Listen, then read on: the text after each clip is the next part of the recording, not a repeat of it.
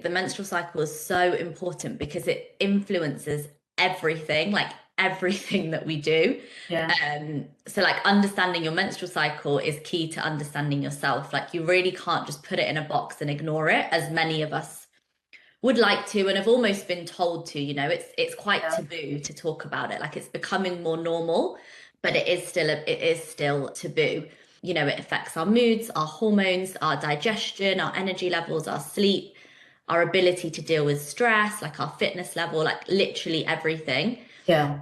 So, it's important that we understand like what's happening in our body in any given point in our cycle, how we're feeling, how we can support ourselves. And really, ultimately, it's like, how can we live in sync with our menstrual cycle rather than fighting against it? Welcome to Empower Her, the podcast dedicated to empowering women with their health, wealth, and well-being. Just before I get started, I have a quick request. Please consider following and sharing this podcast. Your support not only amplifies our reach, but also enables me to bring in more remarkable guests and empower more women. What does it mean to decolonize your well-being, especially considering the impact of Western influence? Join me in this enlightening talk with Jyoti Rani as she delves into the essence of practices like yoga, meditation, and Ayurvedic medicine, exploring the altered true meaning. Jyoti Rani is a menstrual cycle coach, yoga teacher, and host of Decolonising Wellness The Podcast. She guides us towards a deeper understanding of these elements. She is dedicated to assisting conscious individuals in harmonizing with their body's natural rhythm through wellness deeply grounded in indigenous wisdom and a rich cultural tradition. Hi Jyoti, welcome to the Empower Her podcast. It's great to have you on. Please could you share a little bit about your journey and your story from what you were doing to what you're doing now? That would be fantastic. Thanks so much. Hi Shreya, thank you so much for having me. Hi everyone, my name's Jyoti and I am the founder of Jyoti. So I am a yoga teacher, a menstrual cycle coach, Ayurvedic practitioner and many other things. So my journey began, well, I guess it's always been there, kind of these wellness practices, these indigenous and traditional wellness practices that come from my culture, our culture, Shreya. So I'm Indian. So all of these things like yoga and Ayurveda originated in India, in the Indian subcontinent. So yeah, it's always been there. But I think for me, the time that I really realized it was when I was teaching. So I used to be a primary school teacher. And when I was doing that, it's a very stressful job. Still is for people that are still doing that. So I turned to meditation, to yoga, and I found that it helped me so much. I actually began with gratitude, journaling and just practicing gratitude, and it slowly led to meditation, to yoga.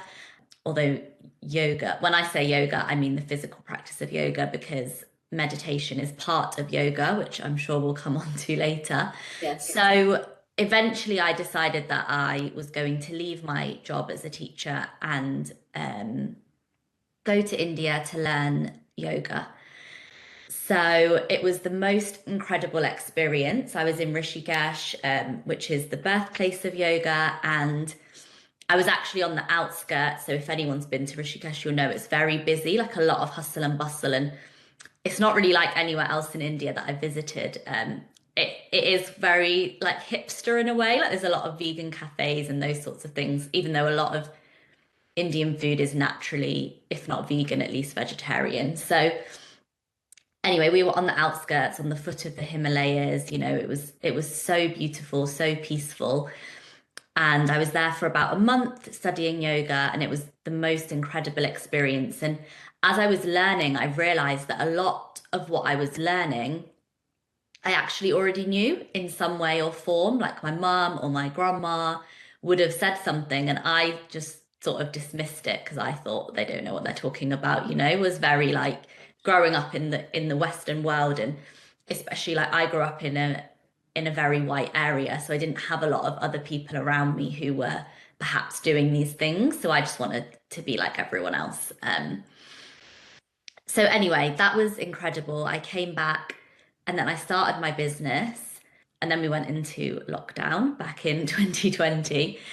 So my business had to evolve massively, and I really started looking into like female health as well, and found menstrual cycle awareness and learnt about how we can work with our menstrual cycle rather than against it, and the different seasons that you have within your menstrual cycle, the different phases and those sorts of things. So that kind of naturally led on to me becoming a menstrual cycle coach. I kind of went down this rabbit hole, found an amazing course with my teacher, Claire Baker. And yeah, I became a certified menstrual cycle coach, and essentially brought all those things together, like yoga, but not just yoga, like the decolonized version of yoga, the original version of yoga, with some Ayurvedic practices, with the menstrual cycle awareness, and kind of entwining them all. So yeah, and I also started my own podcast a couple of years ago called Decolonising Wellness, because to me that's really important that we understand like where these practices come from, their roots, we honor them, we don't culturally appropriate them. So that's been a big part of my journey, like decolonizing my own kind of wellness and mind and everything really, because it's also entwined, and supporting other people to do that as well. Yeah, that's fantastic. I really want to go into a little bit of detail about the decolonizing part, because I think that is so important. There's so many people practicing yoga, meditation, and teaching, and so on. And even myself, I'm Indian as well. And you are right. When my mum and grandma used to say, take this, it will be good for you for whatever symptom I was having, I would be so dismissive and be like, no, I'm not doing that. What is that?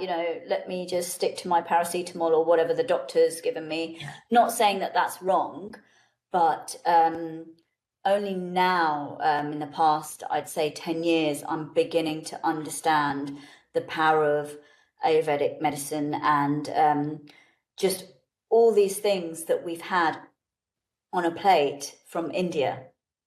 Yeah. And the Eastern culture generally. Okay. So let's talk a bit about the decolonizing part. And I'd like to start with yoga, because I know that incorporates meditation as well. So if we start with yoga and then meditation, what is the evolution of yoga? What is the key difference? I guess the Western style of yoga to the pure, authentic, real yoga that started off, I'm assuming, in India, and please correct me if I'm wrong. Yeah, exactly. Started in India, or what was then India, which is obviously now been divided into many countries. Yes. So I think the biggest thing with yoga is that what essentially happened was, when it was actually Indian gurus that kind of took it to the US, but the bit that was the easiest to be commodified and kind of packaged up was the asanas, so the yoga poses and the postures, those things that when we hear the word yoga that we think of, Yeah. But actually there's 8 limbs of yoga. So the Ashtanga yoga, 8, Ashta meaning 8. So asana is just one of those. So if you think about it, like when people are just doing that part, they're only doing 1/8 of yoga, which is such a diluted and small part of it.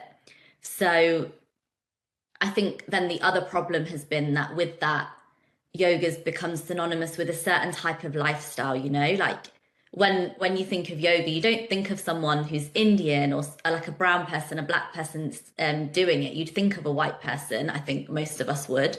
Yeah. You probably imagine that they're vegan, that they wear this expensive active wear, that they are non-disabled, they're thin.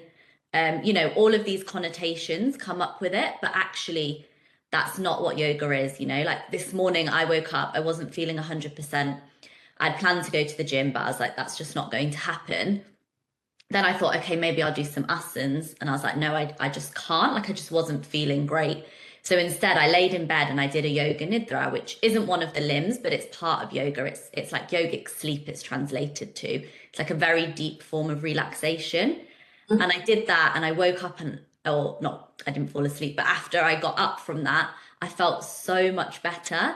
But again, that's like a part of yoga that people don't Right. necessarily know about. And it's actually been shown, like in research, to be as powerful as having a nap, if not more powerful.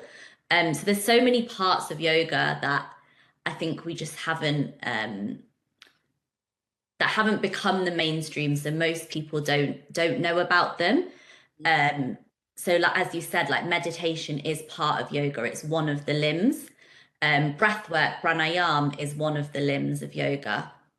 So all of these different parts, you know, it starts with the social principles and thinking about yourself and how you present yourself to the world, but also your own practices that you do with the yamas and the niyamas.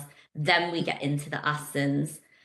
And actually, the whole reason for asana and for these poses and postures is to have a strong and stable body so that you can sit in meditation for a prolonged period of time. Because the eighth limb of yoga is samadhi, which is moksha or liberation, nirvana, whatever you want to call it. So, you know, yoga is essentially another path to reach enlightenment.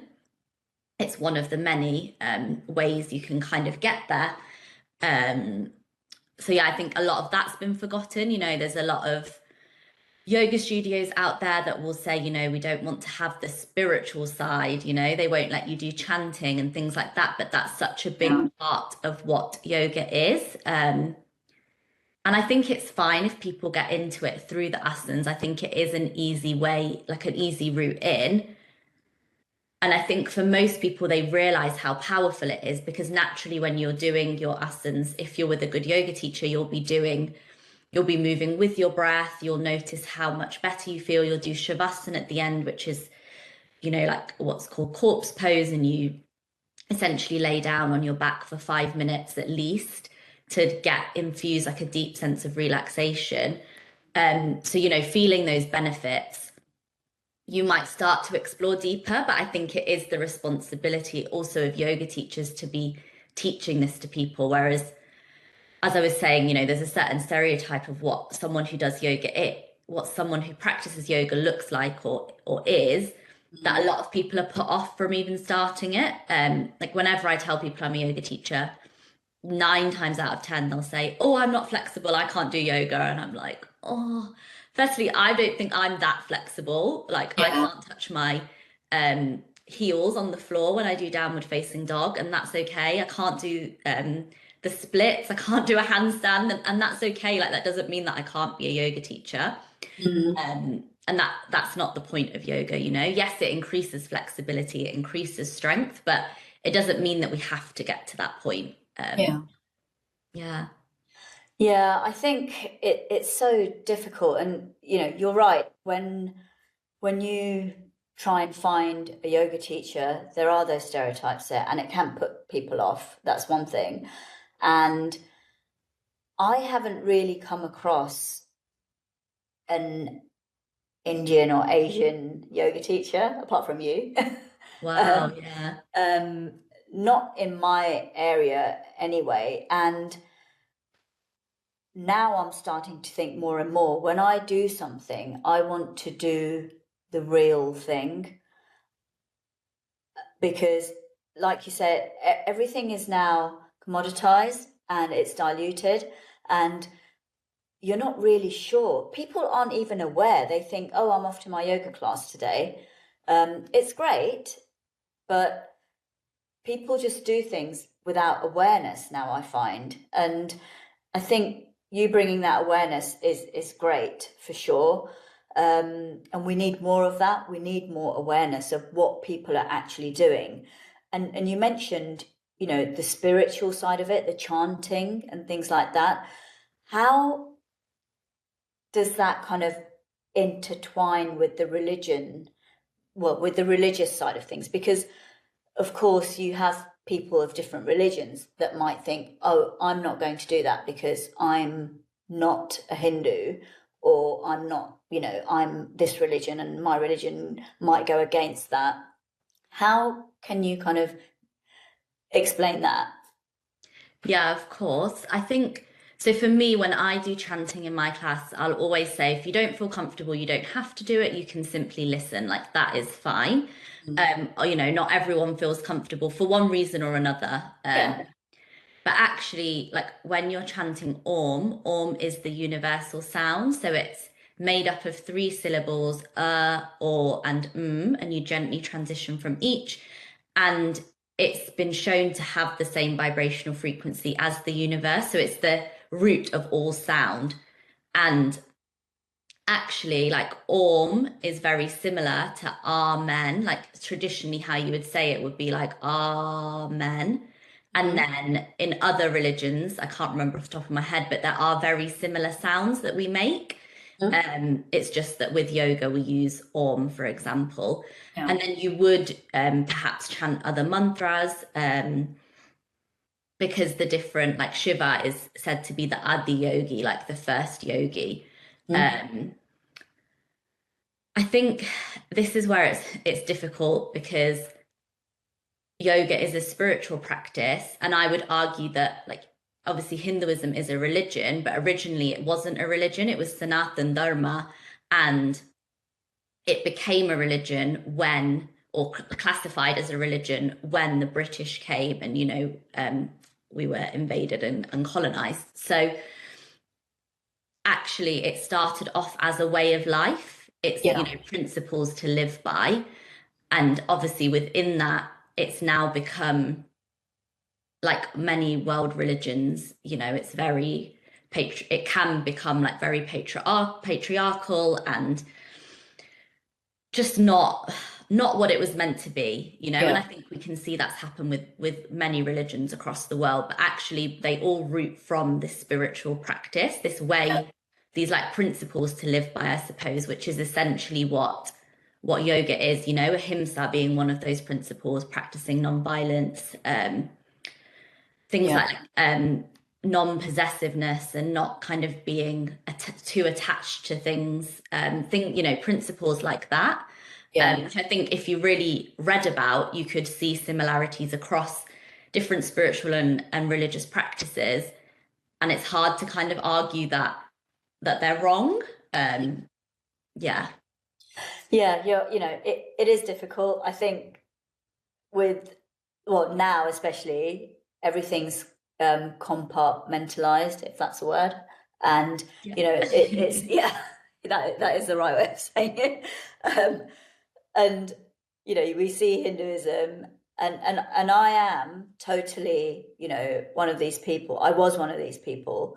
I've really made a big effort to really think about who I am and what I'm doing now, like massively.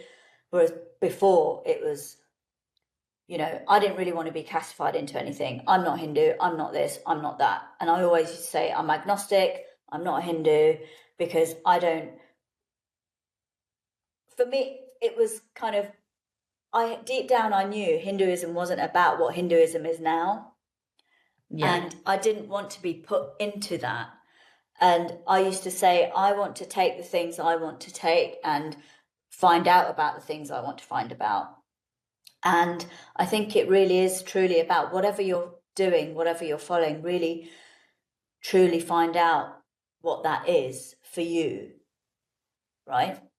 Exactly, yeah. I think it's exactly that, respecting where things have come from, understanding where they've come from, and the roots of the practices. Because when the British came to India, they banned a lot of traditional practices. Like they banned Ayurveda, and they kind of looked down upon these things and made it seem like the people that practiced certain things, were savages and all of that sort of thing. And now that's the exact thing that people are profiting off of. And it's not people like us that are profiting off them, really. Yeah. people who aren't from those cultures and don't honor and respect those cultures. There's nothing wrong with being a yoga teacher and not being Indian, but you need to be able to honor those practices and Yeah. Understand their roots and teach that to people and really honor the lineage. But I think that's kind of lost in a lot of yoga teacher trainings. Yeah. And I mean, some people that I spoke to on my podcast have said that they don't think people should teach yoga unless they are from like a South Asian background. But that's personal choice. Yeah. But for me, I think it's about really being able to appreciate and understand cultures and the practices that you're doing. Like now, like even things like saging is such a big thing now, but that was banned. Like the people weren't allowed to do that. And now like everyone's doing it and they don't understand like the significance of it. Yeah, there's those sorts of things.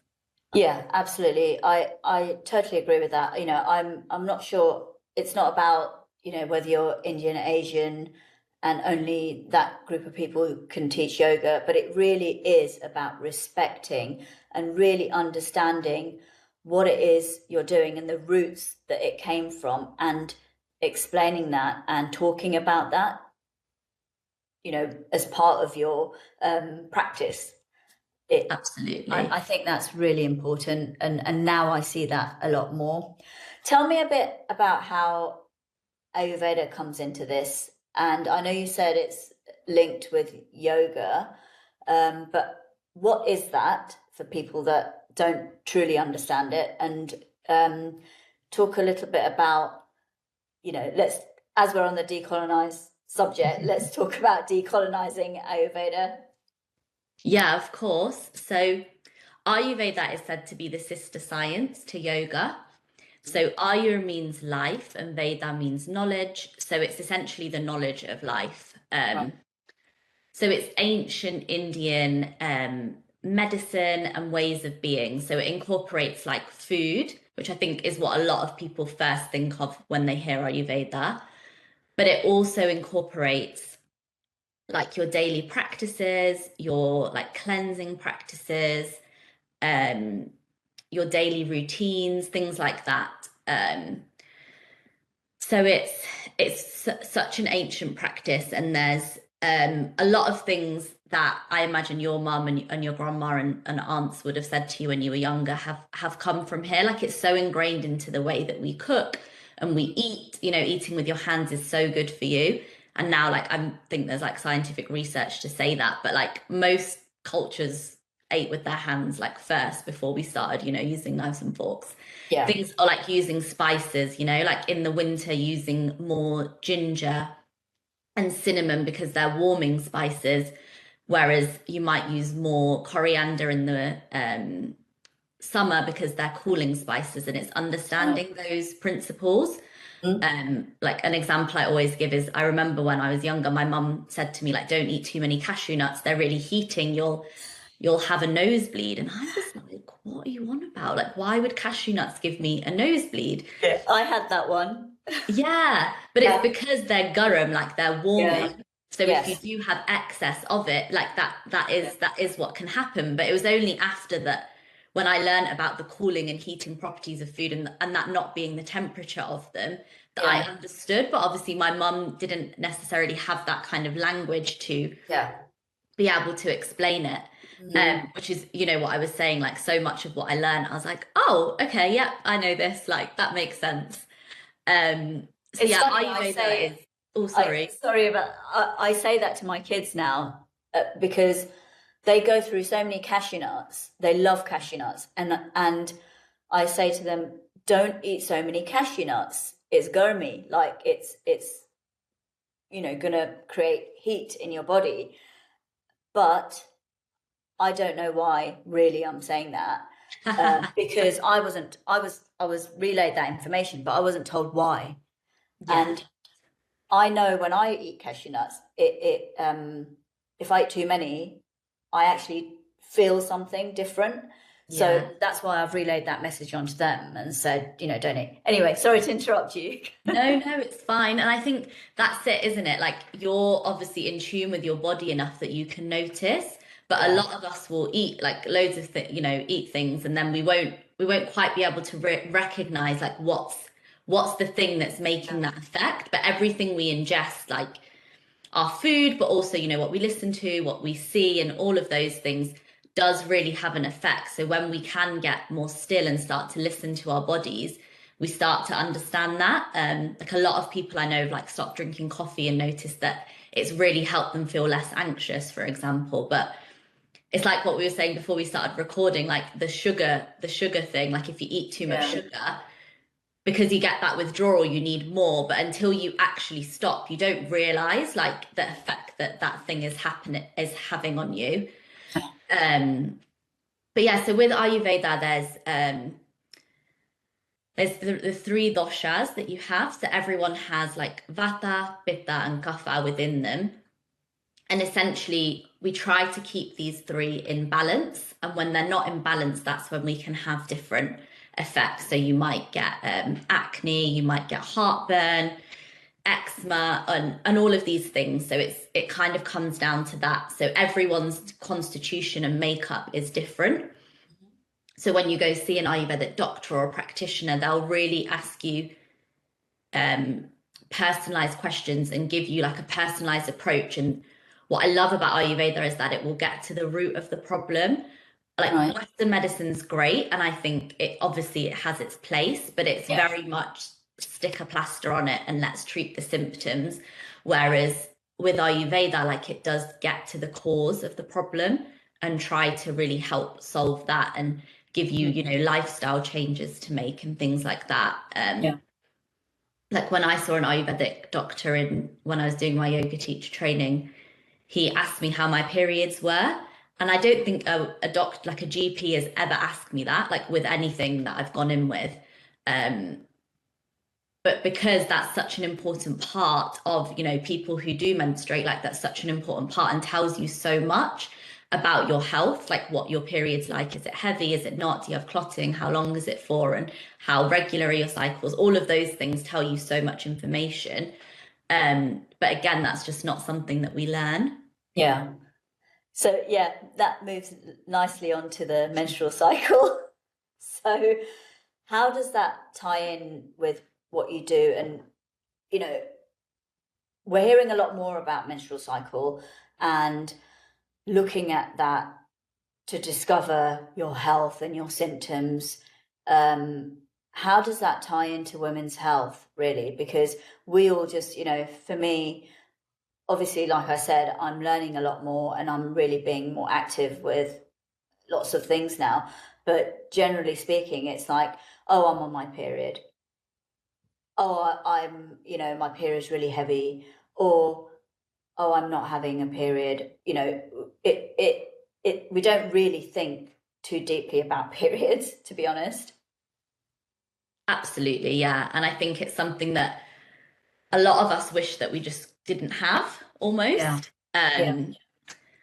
But you're right, like it is becoming more mainstream, and I think that's great. I think it's so important. For me, I just think the menstrual cycle is so important because it influences everything, like everything that we do. So like understanding your menstrual cycle is key to understanding yourself. Like you really can't just put it in a box and ignore it, as many of us would like to and have almost been told to. It's quite taboo to talk about it. Like it's becoming more normal. But it is still taboo. So I think it's, like I was saying, it's strange that so many wellness practitioners ignore the menstrual cycle. Like they'll look at everything, but they won't look at that. It affects our moods, our hormones, our digestion, our energy levels, our sleep, our ability to deal with stress, like our fitness level, like literally everything. So, it's important that we understand like what's happening in our body in any given point in our cycle, how we're feeling, how we can support ourselves. And really, ultimately, it's like, how can we live in sync with our menstrual cycle rather than fighting against it? We live in this culture where it's like, go, go, go. Productivity is everything. Rest is not a good thing. It's not seen as a good thing, even though it's so important. And everyone's essentially like on this brink of burnout, and that's like a sign, like a badge of honor almost. Yeah. Again, in my world anyway, but it's probably my little echo chamber, it feels like that's shifting. But I think for the majority, that's the case. But actually, like in different phases of our cycle, our energy levels, our hormone levels are in different places. You know, they're always fluctuating. So when you're on your period, that's probably not the best time to be going at 100 miles an hour. Whereas when you're ovulating, depending on how you feel in these phases, like that is a much better time to be doing more. It doesn't mean you have to do everything. Like it's still important to rest, in my opinion, in every single phase. You know, rest is so key. So really, like that's what I do in my work. Like I'll help my clients to understand their menstrual cycle, learn to live in sync with their body's natural rhythm. And it's different for every person. Like there's no one size fits all. And everyone's periods are so different, and everyone will feel different in different parts of it. So yeah, like through one-to-one coaching, we'll kind of work together and just really delve into like the realms of menstruality. Like I'll bring in yogic philosophy and Ayurvedic practices and all of these different things to help people to really understand themselves. Sometimes I call it like life coaching, but through the lens of menstrual cycles. Because you can really look at anything, you know, whether it is like a specific like PMS symptom, or whether it's more like you're really struggling with anxiety. Often you can pin it down to like a certain point in your cycle, but it feels like it's happening all the time. And sometimes it is, obviously. But yeah, that's kind of what I do, like using the 4 phases and that framework. So can you know, not everyone has the opportunity to kind of get someone to really talk about their menstrual cycle.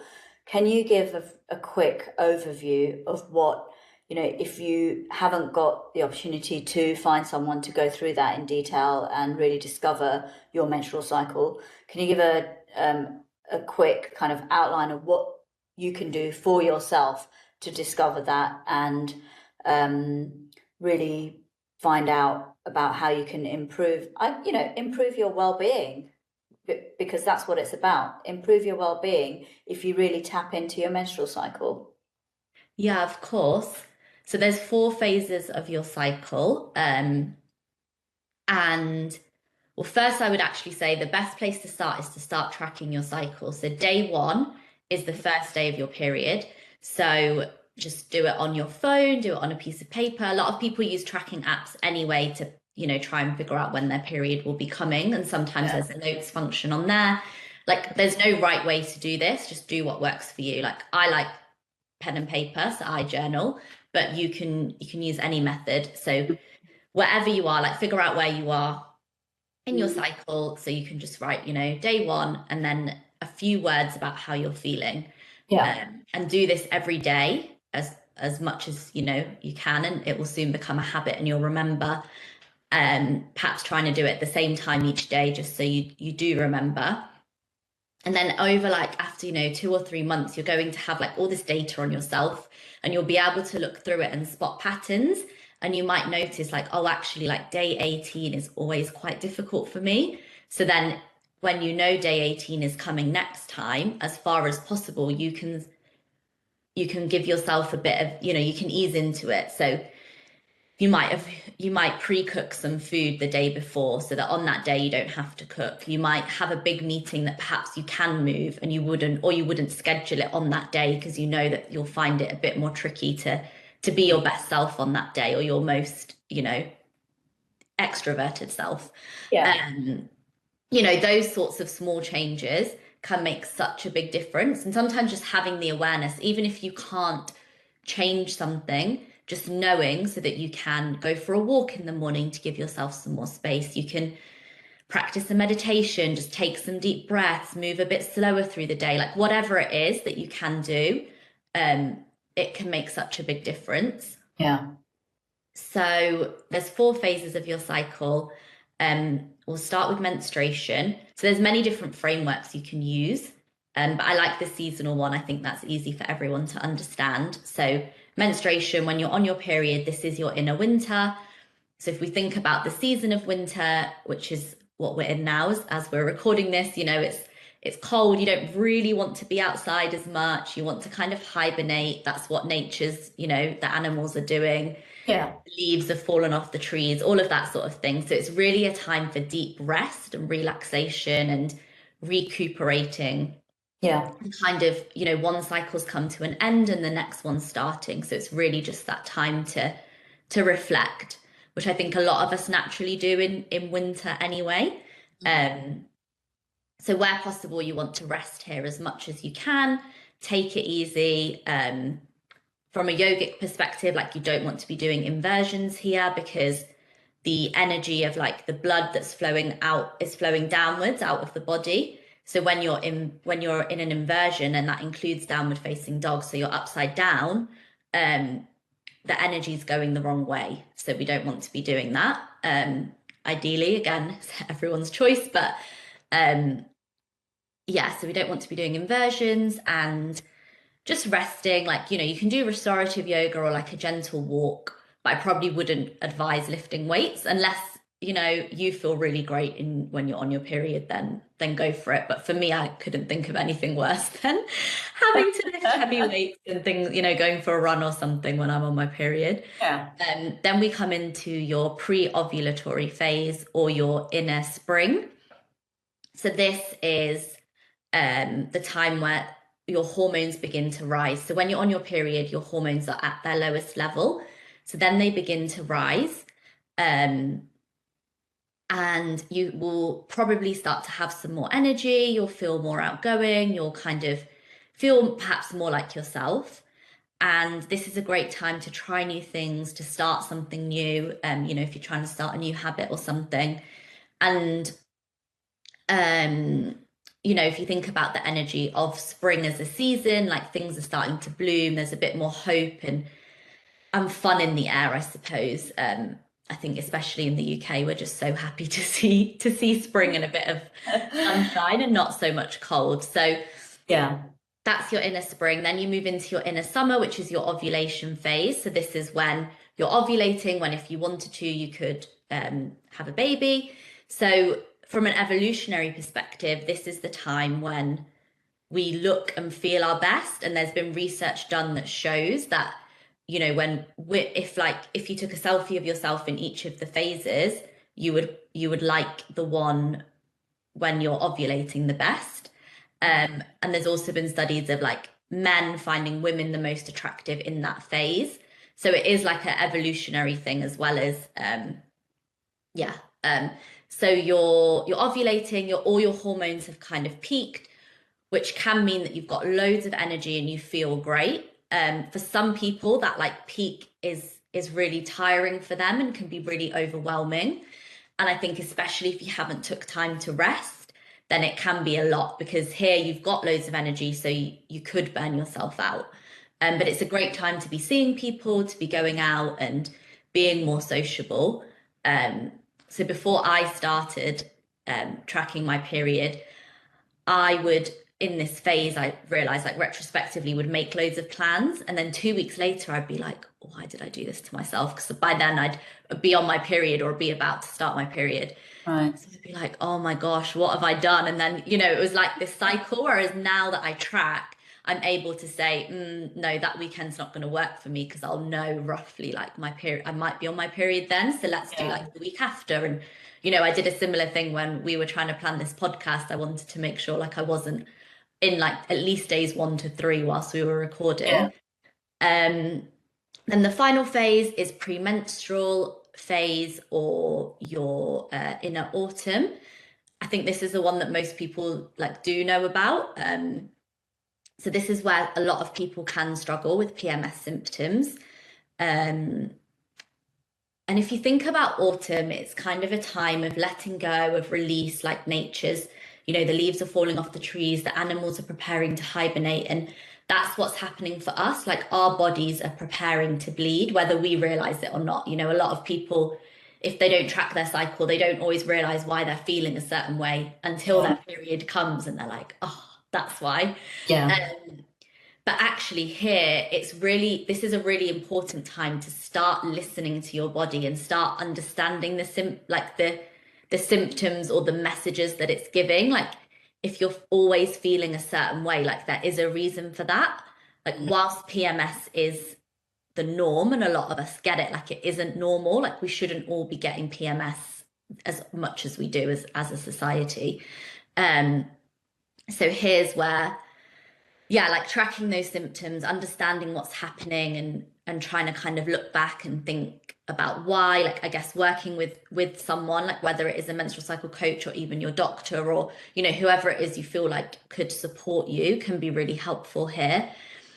And really like here, like your body, you don't have any time for like BS anymore, basically. Like when you're in your inner spring and summer, like that like rose tinted glasses of estrogen, like even things that might bother you, you're like, oh, whatever, you kind of let it slide. But here, like that's gone and you're like, nope, I don't have time for that, which is why you might be more snappy and you're kind of more, yeah, like why there's that, I guess, typical stereotype, like that is often thrown in women's faces. But you know, there's a reason for all of this. So it's really understanding that, and it can actually be such a powerful time if we can really tap into the energy of this time and yeah, start to understand ourselves.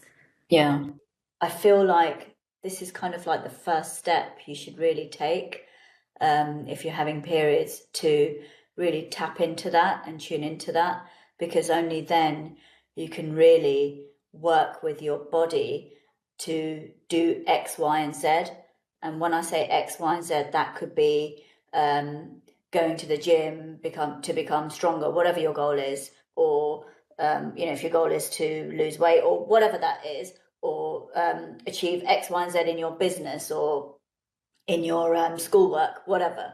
I really feel like this is the first step you need to take to then move on to other greater things in your life.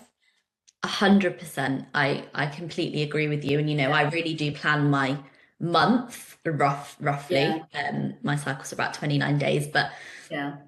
plan my month like with my cycle where you know, as much as possible. Like obviously it's easier when you've got your own business because you can flex your timetable, but Yes.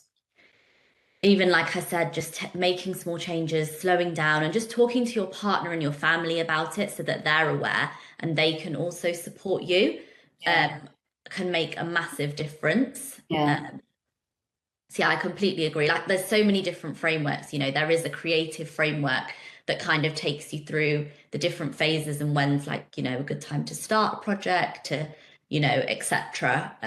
But again, like it's finding what works for you and when is those best times that works with your body.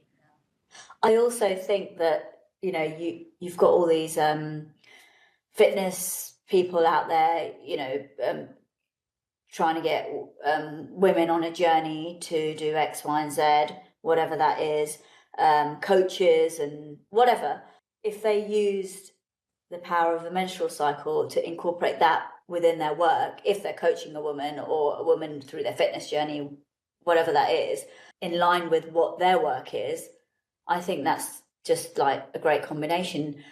And I believe, I might be wrong, but I think the US, the women's US football team used was a part of the menstrual cycle or something to do with the menstrual cycle to coach the women's team, which then led them to win the World Cup.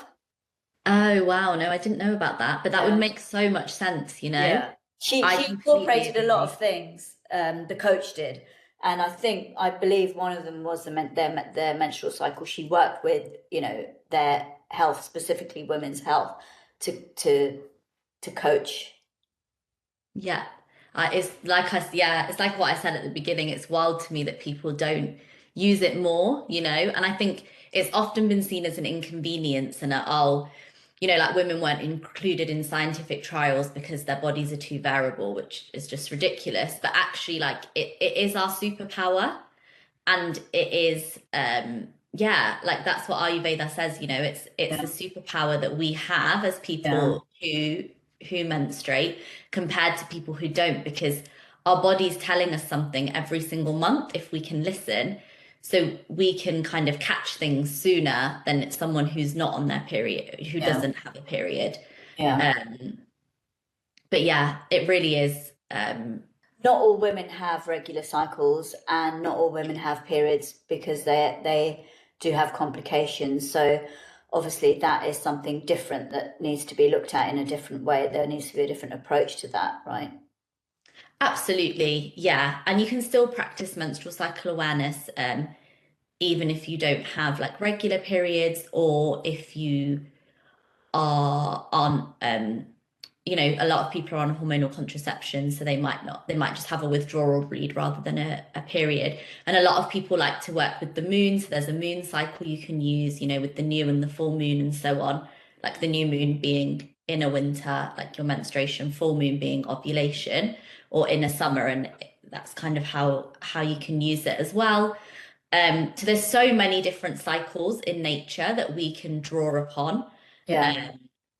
And obviously, like how you feel on your period when it's winter outside is going to be different to how you feel when it's summer outside. So it's also like those seasonal changes will make a difference. So yeah, there's an endless amount of cycles to contend with. I think there's a lot of stuff that needs to be put out there on the menstrual cycle, and I don't think there's enough. We're only just starting with the menopause. Yeah. Right. And I feel like the menstrual cycle, I mean, correct me if I'm wrong, you're in that space. I feel like we're not there with the menstrual cycle compared to what the menopause is now, in terms of awareness. Yeah, I agree. I think menopause has had a massive boom, or I don't know, I can't think of the right word, which is great, and it's so wonderful. But hopefully it will, like trickle down into the menstrual cycle itself, and how we can support people through that, in the workplace especially. Yeah, because a lot of, when I'm on my period, I go through all sorts of things, on even coming, building up to it. And I've never understood why. You go to the GP, there's no, it's take this, take that. Yeah. And I'm not really comfortable with taking certain things, unless obviously I have to. There's a place, like you said, there is a place for, Western medicine. There is definitely a place for that. But yeah, I think there needs to be a lot more awareness with the menstrual cycle, definitely, especially after learning about it through you. And, just generally, there's a lot more coming out on that. Talking of the menstrual cycle, I know, you do a lot of work on that. And I'm a huge advocate for collaboration. What collaboration opportunities are you looking for right now with the work you do? And I know you do quite a few things. What opportunities are you looking for personally or in your work right now, to whether that's connecting with people or, people coming to you for whatever reason? Yeah, so as I mentioned, I have my coaching, so one-to-one coaching, so people can work with me for 3 or 6 months, and we'll, have a deep dive into your menstrual cycle and work on various areas that you need. I also host retreats. So I am hoping to do some in-person ones this year. There's no dates yet, but if you sign up to my newsletter, you'll be the first to hear about it. And also, if you sign up to my mailing list, you'll get 4 free meditations. So one for each phase of the cycle, to really help you connect deeper to each of those. And then something else that I'm doing for my business this year is a 100 rejection challenge, which is something that I got from a lady called Liz Mosley. And essentially, I'm just putting myself out there and reaching out to all sorts of people, to whether it's to be on their podcast, to collaborate with them and do something, or to try and get into magazines, all of these things. Like the more daunting, the better. And essentially the aim of the challenge is to try and get 100 rejections. But inevitably some of them will be a yes. And it's just to try and push yourself to do things that you wouldn't normally do, which is going really well actually. So yeah, watch this space. Hopefully there'll be some exciting things coming this year.